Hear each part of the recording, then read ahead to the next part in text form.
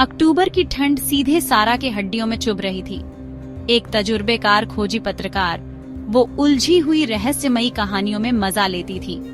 आज रात का काम, हिलक्रेस्ट लेन, एक खंडहरनुमा घर जहां भूत होने की अफवाहें थीं। एक गुमनाम खत ने उसे यहाँ बुलाया था, एक कहानी का वादा करके। ढलती हुई रोशनी में घर का साया पड़ रहा था।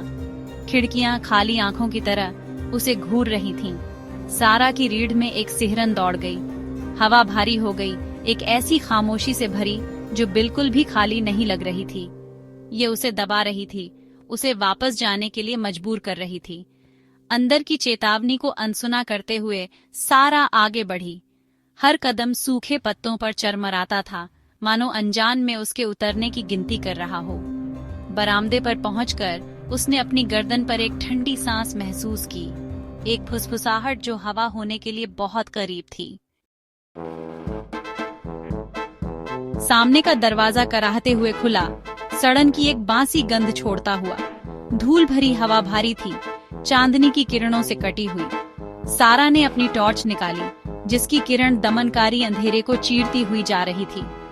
हेलो, उसकी आवाज गूंजी। परछाइयों ने उसे निगल लिया।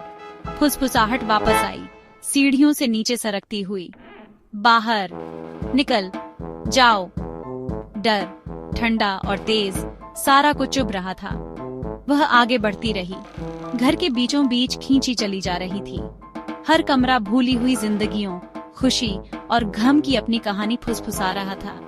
एक बच्चे की गुड़िया पड़ी हुई थी, उसकी रंगी हुई आंखें शून्य में घूर रही थीं। ऊपर से अचानक एक तेज आवाज ने सारा को झकझोर कर रख दिया।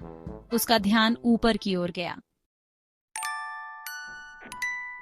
सीढ़ियां सारा के वजन से चरमरा रही थीं। हर कदम घर के खंडहर होने का सबूत था। हवा और ठंडी हो गई, फुसफुसाहट तेज हो गई। वापस चलो। ऊपर पहुंचकर सारा ने खुद को एक धूल भरे अटारी में पाया। एक पुरानी डायरी मेज पर खुली पड़ी थी, उसे अपनी ओर बुला रही थी। मकड़ी जैसे लिखावट में एक फंसी हुई औरत की कहानी लिखी थी, उन्हीं दीवारों के अंदर कैद, जो अब सारा को कैद कर रही थी।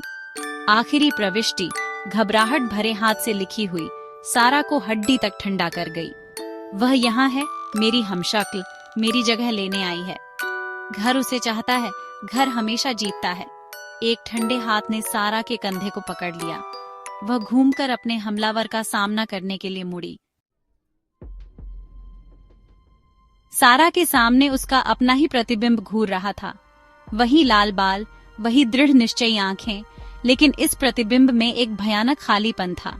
हम शक्ल के होंठ एक भयानक मुस्कान में बदल गए और फुसफुसाहट तेज हो गई। अब वह हमारी है, वे फुसफुसाए। सारा डर के मारे पीछे हट गई। डर ने उसे जकड़ लिया। उसकी अपनी आवाज ठंडी और अपरिचित कमरे में गूंजी। कोई रास्ता नहीं है सारा, घर ने चुन लिया है। प्रतिबिंब झपटा और सारा चिल्लाई, एक हताश भयानक आवाज। घर उसके चारों ओर धड़कता हुआ प्रतीत हो रहा था। फुसफुसाहट एक विजयी गर्जना में बदल गई। फिर सन्नाटा। अगली सुबह हिलक्रेस्ट लेन पर स्थित घर खामोश खड़ा था। उसके रहस्य बंद थे। शहर के लोग हमेशा की तरह सावधान, हवा में एक नई फुसफुसाहट को महसूस करते थे। एक फुसफुसाहट जो बिल्कुल सारा की आवाज जैसी लगती थी, विनती करती हुई, वापस मत आना।